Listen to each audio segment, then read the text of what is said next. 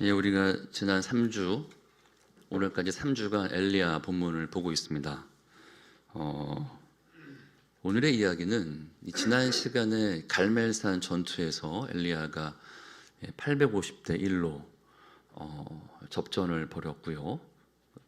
여호와께서 불로 응답하심을 통해서 백성들이 여호와가 하나님이심을 고백함으로 마쳤습니다. 오늘은 그 후의 이야기인데 참 드라마틱합니다. 어제 본문을 우리가 본다면은 만약에 우리가 읽은 이 성경이 아니라면 그 다음 이야기는 마땅히 뭐가 돼야 되겠습니까?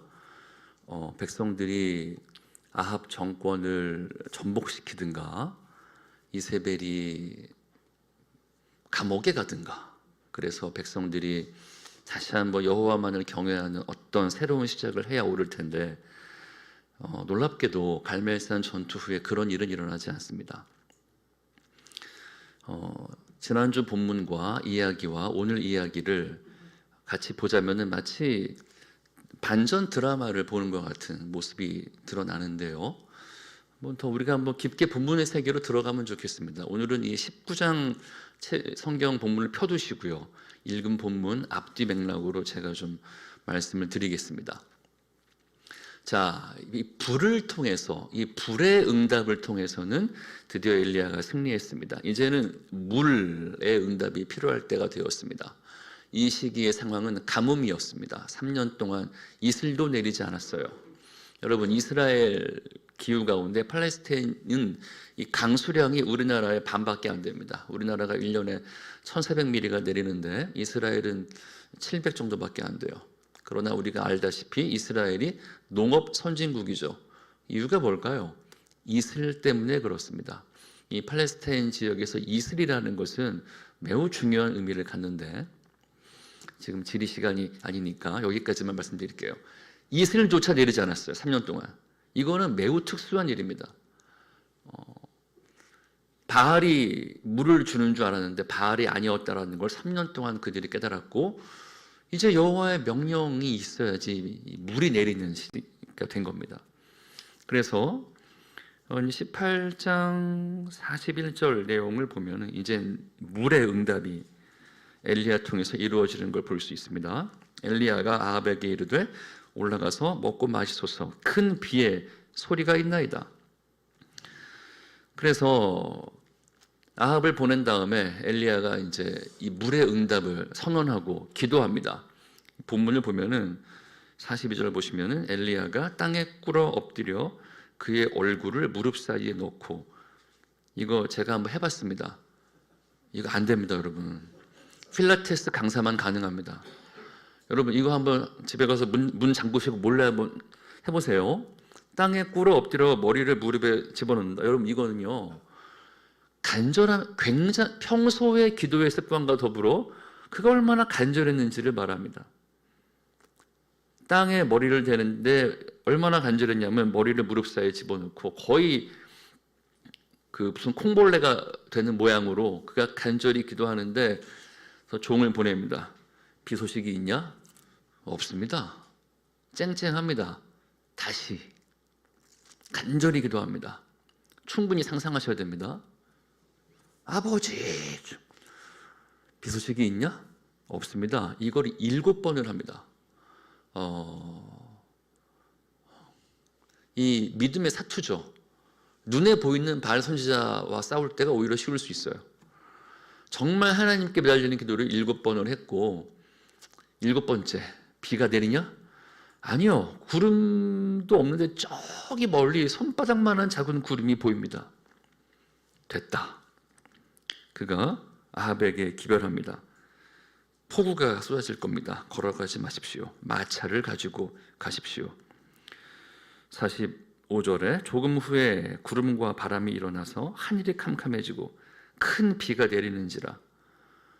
아합이 마차를 타고 이스라엘 자기 궁전으로 갑니다. 드디어 여러분, 이걸 한번 상상해 보세요. 3년 만에 이슬도 내리지 않았던 그 땅에 비가 내리는 겁니다. 증명된 겁니다. 불로 승리했다면 물로 증명된 겁니다. 바알이 아무것도 아니라는 것을, 비를 내리시는 분은 여호와 하나님이시라는 것을.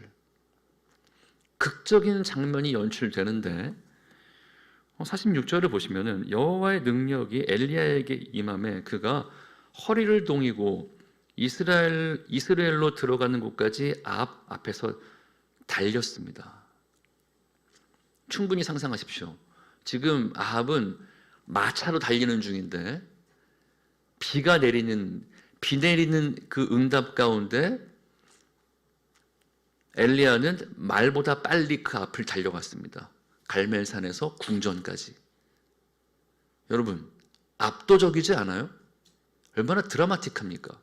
아합이 완전 쫄았겠죠. 아합은 이제는 이스라엘을 괴롭게 하는 자여 너냐? 라고 아합이 엘리야에게 말했지만 웬걸? 불이 내리고 물이 내리고 엘리야가 어떻게 말보다 빨리 달리지? 저는 매일 아침 콤프로스트를 먹거든요. 그런 게 아닙니다. 말보다 빨리 달리는 그 엘리야, 여러분 이걸 충분히 상상하셔야 돼요. 온몸에 비를 맞으면 엘리야가 느꼈을 그 승리의 모습을 상상해 보십시오. 온몸에 비를 맞으며 달렸던 손예진처럼 비를 맞으면서 마치 이런 음악이 들렸겠죠. 너에게 난 한편의 아름다운 승리가 되고 막 이런 드라마틱한 장면인 겁니다. 드라마가 끝나요. 근데 문제는 우리 신앙에서도 여러분 드라마 끝나지 않습니다. 끝났디다 드라마는. 그래서 그 다음 어떤 일이 생깁니까? 이 칠푼이 아합이 오늘 19장 1절을 보면은 엘리야에게 모든 행한 것을 그 아내에게 일러 바칩니다. 이렇게 됐어. 그러니까 이세벨이 눈 하나 깜짝 안 합니다. 현실이 바뀌지 않아요. 발시러운 현실은 한 방에 변하지가 않습니다. 여러분, 우리가 기대하는 한 방, 물, 말보다 빨리 달리는 엘리야 끝났겠거니 끝나지가 않습니다. 한 방에 안 됩니다. 이세벨이 어떻게 말해요? 2절에 19장 2절입니다. 이세벨이 사신을 엘리야에게 보내어 이르되 내가 내일 이맘때 반드시 네 생명을 그 선지자들 중 한 명 생명과 같게 하리니 그렇게 하지 않으면 신들이 내게 벌 위에 벌을 내림이 마땅하다.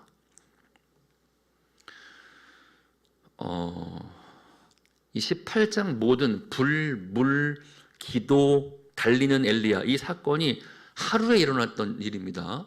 엘리야는 이 하루를 위해서 3년을 기다렸어요. 사실은 여러분 우리가 아무리 영적인 승리를 경험해도 한 인간이 하루에 이런 극적인 모든 것을 경험한 상태입니다. 지금 엘리야는. 그리고 소식을 들어요. 이세벨이 내일까지 너를 죽인다고 한다. 엘리야는 burn out 됩니다. burn out. 지칩니다. 엘리야가 지금 북왕국이잖아요. 북이스라엘과 남유다가 있는데 엘리야는 지금 북이스라엘 선지자입니다. 이세벨의 그 경고를 듣고 어디까지 도망옵니까? 3절을 보시면은 일어나 그 형편을 보고 자기 생명을 위해 도망하여 유다에 속한 브엘세바에 이릅니다. 우리가 여러분 백두에서 할라까지 말하는 것이 단에서 브엘세바입니다. 그래서 지금 북왕국에 있다가 제주도 한라산까지 지금 도망간 겁니다. 쉽게 말하자면은 브엘세바 남방 한계까지 도망갔어요. 그리고 남방 한계 더 나아가면 그 다음부터는 광야예요. 네겝 광야, 바란 광야, 신 광야인데 지금 엘리야는 어디까지 가냐면은 브엘세바 찍고 네겝, 바란, 신 광야 찍고 시내산, 호렙산까지 지금 가는 겁니다. 가다가 지칩니다. 그래서 4절 보시면은 자기 자신은 광야로 들어가 하룻길쯤 가서 이제는 체력이 닿을 때까지 도망간 다음에 로뎀나무 아래 앉았어요. 그리고 죽기를 원합니다. 여호와여 넉넉하오니 지금 내 생명을 거두옵소서. Enough. 족합니다 주님. 나는 내 조상들보다 낫지 못합니다. 지금 엘리야가 무슨 말을 하는 거예요? 이젠 성경 본문이 참 재밌습니다. 드라마도 이런 드라마가 없어요. 이제는 엘리야의 내면 이야기가 시작됩니다. 이것이 오늘의 이야기인데 엘리야의 멘탈과 내면의 마인드셋은 어떤 거였을까요? 나를 이제는 죽여주십시오. 할 거 다 했습니다. 나는 내 조상들보다 못합니다. 그 말인 즉 반대로 말하자면 엘리야는 자기 조상들에 대한 답답한 마음이 있었던 겁니다. 누구 왜 이런 이 현실, 왜 이 북왕국은 왜 생긴 이후로 여로보암 때부터 지금까지 왜 한 번도 여호와께 가지 못합니까? 그 선지자들, 그 왕들 왜 다 그 모양 그 꼴입니까? 마음에 안 든 거예요. 그래서 우리가 메시아 신드롬이라고 말합니다. 메시아 신드롬은 뭘까요? 내가 이거를 바꿔보겠다.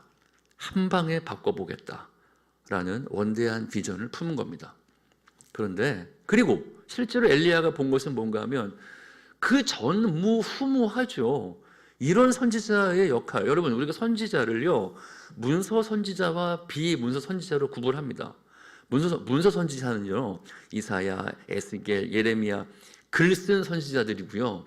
비문서 선지자는 글 쓸 틈도 없이 바쁘게 일했던 엘리야, 엘리사를 비문서로 우리가 구분을 하는데 이 비문서 선지자들의 특징은 뭔가 하면 글 쓸 시간이 없습니다. 엄청난 사역을 하느라고. 그러니까 비문서 선지자들의 대표격이 엘리야 아니겠습니까? 정말로 이전에 없었던 불과 물과 아합 왕을 왕을 꺾게 만드는 그 성령의 권능으로 달리는 엘리야, 달리야 진짜 그런 일을 했는데 안 변합니다. 족합니다. 내 생명을 거두어 주십시오. 여러분 참고로 왜 이세벨이 변하지 않을까요? 왜 이 현상이 안 바뀌는 줄 압니까? 여러분 한샘교회 성도님들이시니까 제가 좀 더 파보겠습니다. 여러분이라면 여기까지 가르칠 수 있어요. 이세벨이 들어와서 이 국책 사업을 벌였거든요. 이 아세라 상을 만들었는데 혹시 사진 준비가 됐을까요? 한번 보여주시겠습니까? 여러분 이것이 BC 6세기부터 한 6, 7, 8, 한 9세기까지 나왔던 이 아세라의 이 상인데요. 보시면은 찍어낸 듯 똑같습니다. 이건 여러분 국책 사업으로 만든 거기 때문에 그렇습니다. 이 모양을 보시면은 아세라가 굉장히 그 성적인 어필이 되는 모양을 가지고 있죠. 참고로 여러분 이것은 아무것도 아닙니다. 이것이 신약 시대 때까지 가면요 아르테미스 에베소에 나오는 크다 아데미의 말하는데 아데미는 이 다산의 상징이 유방이 24개입니다. 아세라는 아무것도 아닌데 2개잖아요. 이 아세라는 이스라엘 신앙에서 아무리 종교개혁이 이루어져도 아세라는 멀쩡합니다. 왜 그런가 하면은 제가 지난주에 말씀드렸었어요. 이 구약의 다신론 상황에서 유일신 사상을 하나님께서 유일신 신앙을 이스라엘에게 십계명 통해서 요구한 건데 이스라엘이 이 유일신까지 가는 때가 언젠가 하면 포로기 멸망한 뒤입니다. 이 국책 사업을 통해서 국가가 찍어낸 우상이 더 이상 발견되지 않는 그것이 스탑된 시기가 언젠가 하면 포로기예요. 포로기 후로는요 놀랍게도 고고학적으로도 다신교적인 요소가 이스라엘에서 사라집니다. 그 전까지는 왜 남아있느냐? 지난주 기억합니까? 만신전 최고의 신은 엘이에요. 엘로힘, 엘인데 누가 엘이냐? 바알이 엘이냐? 여호와가 엘이냐? 이 싸움입니다.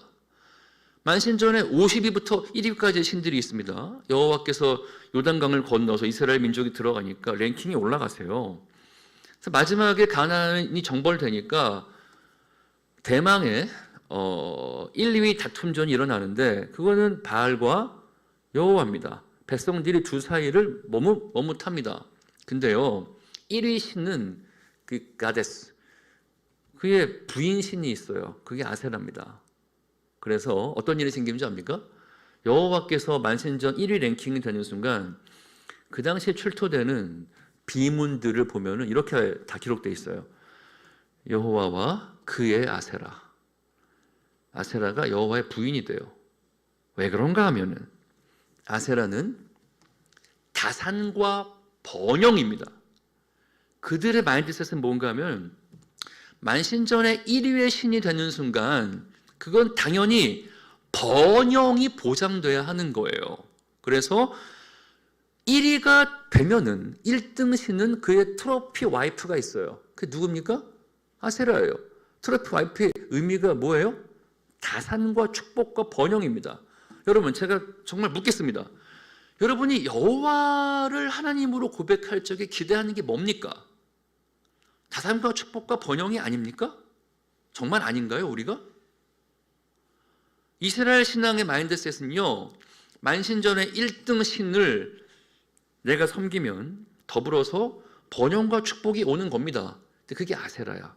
그래서 이것이 뗄래야 뗄 수가 없는 겁니다.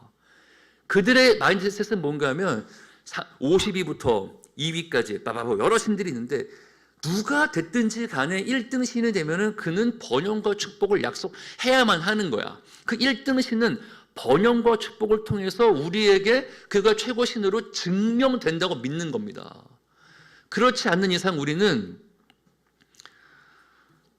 푸른 초장교, 쉴만한 물가 교를 믿을 수밖에 없는 거예요. 그건 기독교가 아닙니다. 그래서 지금 지난주까지 엘리야는 그 1등 신이 그 푸른 초장과 쉴만한 물가로 증명된다고? 나는 기근을 통해 증명해 주마 라고 말씀하신 거예요, 하나님께서. 여러분, 오늘 우리의 마인드셋은 어때요? 왜 이세벨이 왜 눈 하나 깜짝 안 합니까? 우리가 뭘 믿는 거죠, 여러분? 잘 생각해 보세요. 이것이 끝나는 것이 포록입니다.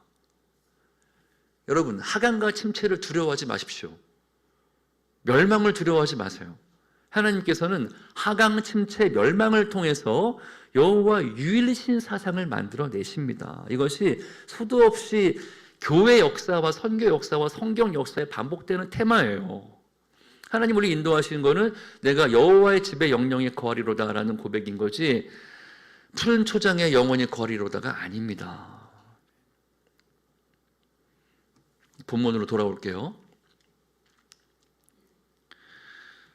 로뎀나무에 누워서 그 아래 누워서 죽기를 구하는 탈진된 정말 번아웃된 체력도 기력도 영적인 것도 모든 것이 감정적으로 모든 것이 고갈된 박박 긁어서 이제는 더 이상 퍼낼 박박 말라가 정말 바짝 말라가지고 더 이상 아무리 퍼내도 물 한 방울 나올 수 없는 그 엘리야의 심리 상태, 영적인 상태 가운데 하나님께서 만져주십니다.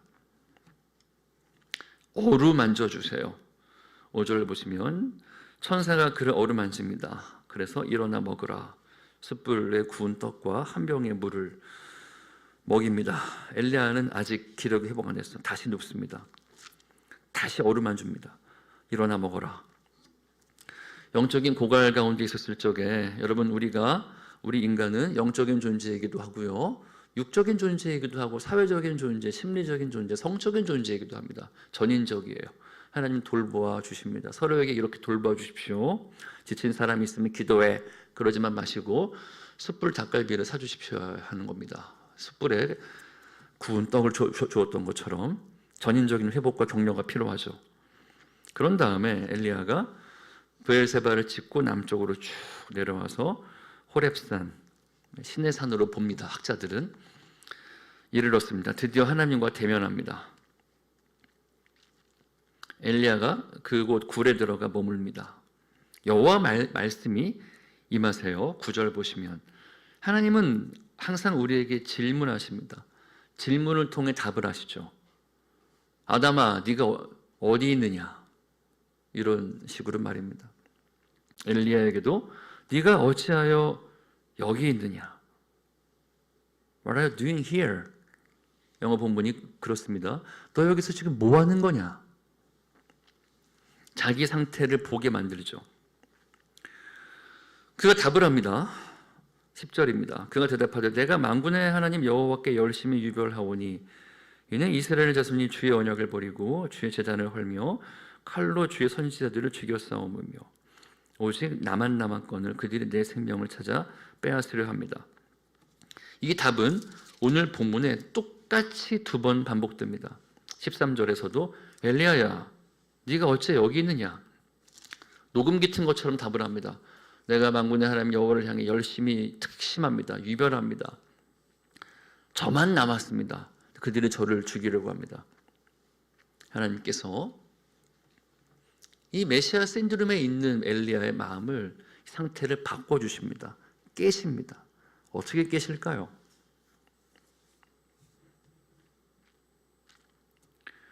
11절을 보시면 너는 나가서 여호와 앞에서 산에 서라. 그리고 여호와께서 지나가십니다. 근데 여호와의 임재가 어떻게 드러납니까? 여호와 앞에 처음에 크고 강한 바람이 산을 가르고 바위를 부숩니다. 상상해 보십시오.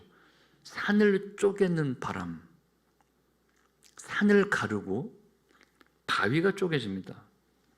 그러나 후렴구가 있어요. 이 후렴구가, 이게 굉장히 수사학적인 기제인데 방점은 후렴구에 있습니다. 여호와께서 바람 가운데 계시지 아니하며 바람 후에 지진이 있습니다. 여호와께서 지진 가운데서도 여호와께서 계시지 아니하며 지진 후에 불이 있으나 불 가운데서도 여호와께서 계시지 아니하더라. 자, 엘리야는 그 평생에 이 불의 선지자죠. 불의 선지자. 그 마지막 모습도 불병거 타고 올라가지 않습니까? 불이 있었고 물이 있었습니다. 근데 하나님께서 내가 지나갈 테니 잘 봐라. 산을 쪼개고 바위를 가르는 바람으로 지나가셨습니다. 여러분이 이걸 상상한 후렴구입니다. 그러나 여호와께서 거기 계시지 않더라. 지진이 일어났습니다. 엘리야가 두려웠겠죠. 그러나 여호와께서 거기 계시지 않더라. 엘리야가 좋아하는 불이 지나갔습니다. 여호와께서 거기 계시지 않더라. 그 다음 뭐가 있습니까? Gentle whisper, 세미한 소리가 있는지라. 엘리야야, 너는 내가 바람이면 좋겠냐? 지진이면 좋겠냐? 너는 내가 불이면 좋겠냐? 난 그렇게 일하지 않는다. 엘리야가 이걸 기대했을 수 있어요. 하나님, 제가요 불과 물로 했는데 상황이 안 바뀝니다. 그래? 그렇다면 2라운드 바람과 지진으로 가자. 가서 한 방 더 해라. 이런 일이 일어나지 않아요. 넌 내가 바람이면 좋겠고 지진이면 좋겠냐? 나는 그렇게 일하지 않는다. 세미한 음성이 있어요. 세미한 음성. 사실 엘리야가 불로 물로 일했던 것은 엘리야 전체 인생의 이 18장 하루밖에 없습니다. 하나님께서는 세미하게 일하셨어요. 무려 기근 3년 동안 엘리야가 한 일이 뭡니까? 하나님께서 가난한 이방 여인 과부를 돌보셨고 그의 병약한 아들을 구하셨습니다. 그 밥상 공동체에서 하나님께서 함께 해주셨고, 그리고 오늘 이 엘리야의 마음도 하나님께서 바꿔주십니다.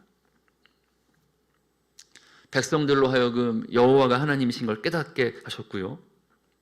이때 뒤에 나오시겠지만 심지어 하나님께서는 아합조차도 그 마음을 변화시키십니다. 세미한 음성을 통해서.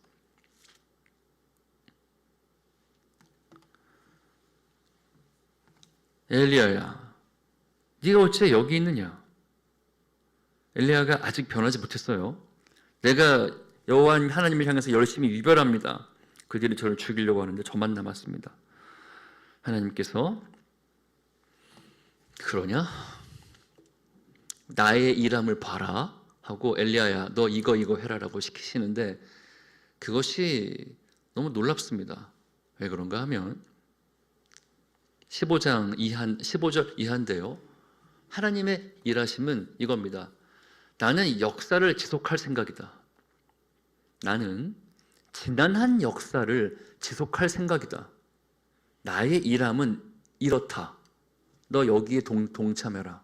나는 불, 물, 바람, 지진으로 일하지 않고 어떻게 일할 건가 하면 15절입니다. 여호와께서 그에게 이르시되 너는 내 길을 돌이켜 광야를 통해서 다메섹으로 가서, 다메섹이 이 시리아 아람 나라입니다. 이스라엘의 적국이에요. 아람이 북이스라엘을 계속 괴롭혔습니다. 너는 가서 하사엘에게 기름을 부어 아람 왕이 되게 해라. 너는 또 님시의 아들 예후에게 기름을 부어 이스라엘 왕이 되게 해라. 그리고 사밧의 아들 엘리사에게 기름 부어 너를 후계자가 되게 하라. 여러분, 이 주의 일하심은 단선적이지가 않습니다. 아시겠어요? 다맥락적 사고가 매우 필요합니다. 하나님께서 우리로 치자면 그런 겁니다. 하나님, 우리 대한민국을 위해서 막 기도했는데 오케이, 알았다. 이제 북한의 김정은에게 기름 부어서 그로 왕이 되게 하고, 이거 상상이 안 되는 겁니다. 하사엘의 왕의 기름 부음은요, 어떤 일이 생기는 줄 압니까? 제가 읽어드리겠습니다. 열왕기 하 본문을 보시면은 사실 하사엘에게 기름 붓는 건 엘리야도 아니라 엘리사가 기름 부어요. 엘리사가 하사엘에게 가서 기름 붓습니다. 네가 왕이 될 것이다 하니까 처음에 하사엘이 뭐 겸손 떨어요. 아유, 죽은 개 같은 제가 어찌 그런 일을 하겠습니까? 그러는데 엘리사가 하사엘을 쏘아봐요. 부끄럽기까지 쏘아본다고 말합니다. 그리고 엘리사가 울어요. 그러니까 하사엘이 왜 그러십니까? 그러니까 이렇게 말해요. 난 네가 행할 일을 알고 있다. 네가 이스라엘 자손에게 행할 모든 악을 내가 알미라. 네가 이스라엘 성에 불을 지르고 장정들을 칼로 죽이고 어린 아이들을 맺히고 아이벤 부녀의 배를 가를 것이다. 아유, 당신의 개 같은 종이 어떤 이렇게 큰 일을 행하겠습니까? 여호와께서 네가 아람 왕이 될 것을 내게 알게 하셨다. 그 이튿날 하사엘이 돌아가서 자기 왕의 이불을 물에 적셔 얼굴에 덮으며 그 왕이 죽고 대신하여 왕이 돼요. 그리고 하사엘은 철저히 거의 이스라엘을 전멸시킵니다. 이게 하나님의 일하심이라는 거예요. 바람과 지진? No. 하나님께서는 여러분 단선적으로 일하지 않아요. 오늘날 한국 기독교인이 꼭 배워야 될 소양이 있습니다. 그것은 다맥락적 사고입니다. 여러분, 하나님을 단선적으로 이해하지 마십시오. 하나님의 일하심은 다맥락적 사고를 가지셔야 됩니다. 오므리 왕조를 향해서 하나님께서 일하시는데, 하나님께서는 오므리 왕조 아합을 싹 이세벨 물론 제거하세요. 근데 그 방법이 하사엘을 왕으로 세워라. 나는 이스라엘의 적국의 왕을 세울 거다. 그리고 예후를 왕으로 세워. 예후가 어떤 왕입니까? 열왕기하 이제 9장을 보시면은 이 예후에게 기름 붓는 것도 엘리사가 청년 선지자를 보내서 시킵니다. 열왕기하 9장 내용을 보시면은 엘리사가 청년 선지자를 보내요. 그래서 너 가서 예후에게 기름 붓고 재빨리 도망가라. 왜? 지금 왕이 있잖아요. 예후가 군대 장관이었는데 막사의 장수들이 모여 있는데 청년 선지자가 들어갑니다. 무슨 일이냐? 장관에게 드릴 말씀이 있습니다. 조용히. 무슨 일인데? 기름을 부어버립니다. 여호와께서 당신의 왕이 되게 하라 합니다. 그리고 청년이 도망가요. 그러니까 다른 장수들이 묻습니다. 방금 그 들어온 미친 자가 뭐라고 말했습니까? 예후가 이렇게 말하죠. 이게 중요한데. 나더러 왕이 되라시라네. 그러니까 모반이잖아. 모든 장수들이 그 앞에 다 꿇어요. 왕이여 만세. 군사 쿠데타가 일어납니다. 그래서 이제 예후가 사마리아 성으로 진격을 합니다. 위화도 회군이 일어나는 건데 최영 장군이 없어요. 그 왕을 보호한 사람이 왕이 멀리서 보고 누가 오느냐? 누가 옵니다. 그 사신을 보내라. 뭔 일인지 평안인지 물어라. 그러니까 첫 번째 사신이 가요. 함흥차사입니다. 안 돌아옵니다. 예후가 그를 보고 왕이 평안이냐고 묻습니다. 평안이 너와 무슨 상관이냐? 뒤로 돌아가라. 예후 편이 돼요. 왕이 한 명을 더 보내요. 그도 돌아오지 않습니다. 예후에게 달려가서 평안이냐고 묻습니다. 평안이 너와 아무 상관이 없다. 내 뒤로 들어와라. 나중에는 가까이 와서 봤더니 예후처럼 미치게 말을 모는 사람이 들어옵니다. 그래? 왕이 직접 나가요. 예후여 평안이냐? 예후가 어떻게 말합니까? 네 어미 이세벨의 죄악이 가득하니 어찌 평안하겠느냐? 와우, 모반이 일어납니다. 그래서 예후가 왕을 죽이고 이세벨을 어떻게 합니까? 이스라엘 성 위에서 들어갔더니 이세벨이 눈 화장 그리고 있어요. 던져라. 투하시킵니다. 개들이 그 시체를 먹고 오므리 왕조의 70 왕자들을 다 목을 땁니다. 오므리 왕조가 그렇게 끝나요. 그리고 바알 선지자들을, 바알 제사장들을 모조리 불러다가 목을 칩니다. 이렇게만 끝나면 얼마나 좋을까요? 예후도 여로보암의 길로 행합니다. 그래서 그도 선왕이 되지 못하여 그도 우상 숭배에 빠집니다. 하나님의 일하심을 아시겠어요? 하나님께서 선왕을 세워서 아름다운 일을 그리시는 게 아니라 폭력적인 왕을 세우셨고 이스라엘에게 적대적인 하사엘을 세우셨어요. 그리고 이 지난한 역사를 이어갈 수 있는 너의 후계자 엘리사를 세워라. 이게 하나님의 일하심이라는 겁니다. 여러분, 오늘날 참 명절이 두려운 것은 명절 가서 절대로 정치 얘기하지 마십시오. 집안 내분이 일어날 겁니다. 여러분, 우리가 싫어하는 상대편 그 정치인의 수장이 누가 되든지 간에 둘 중 하나 감옥 가길 바라잖아요. 하나님 단선적으로 일하지 않으십니다. 하사엘 세우시고요, 예후 세우세요. 누구도 좋은 사람이 없어요. 이렇게 일하세요. 엘리야야, 너는 내가 바람과 지진으로 한 방에 네가 생각하는 그 모양을 그리면 좋겠냐? 아니, 나는 역사를 지속할 생각이다. 이 일함에 네가 동참해야 한다. 그리고 19절, 18절을 보십시오. 그리고 너만 남았다고? 아니야. 바알에게 무릎 꿇을 자는 7,000명을 남겼다. 난 이 7,000명과 함께 지난한 역사를 지속할 생각이다. 라고 말씀하시는 거예요. 이것이 주님의 일하심입니다. 우리가 이거를 하나님께서 일반 은총이라고 말해요. 하나님의 일반 은총이라고 말합니다. 역사에 개입하시는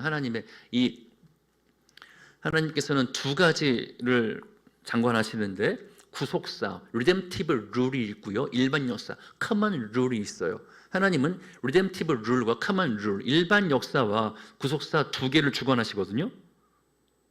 그런데 이 일반 역사에 개입하시는 하나님의 손길에 대해서 아브라함 카이퍼가 이렇게 말했습니다.